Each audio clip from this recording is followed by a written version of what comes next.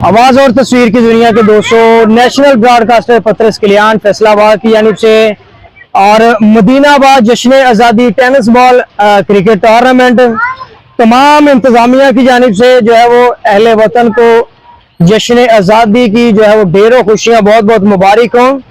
और आज हमारे लिए जो है वो बड़ा खुशी का दिन है, क्योंकि पाकिस्तान है तो हम हैं। पाकिस्तान आज जो है वो आज़ाद हुआ था, इसलिए जो है वो आज हम जश्न आज़ादी का दिन जो है वो बड़े जोशो खरोश से मना रहे हैं।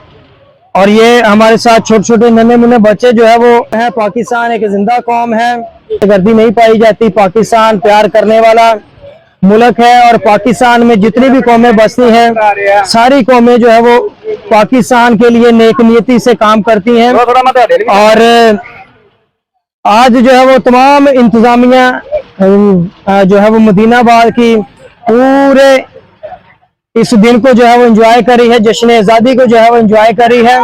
और मदीनाबाद ने ये इवेंट जो है वो इसीलिए रखा है कि आज पूरा दिन जो है वो इस दिन को जो है वो खूबसूरती के साथ सेलिब्रेट किया जा सके। तो पाकिस्तान जिंदाबाद, पाकिस्तान जिंदाबाद। Thank you.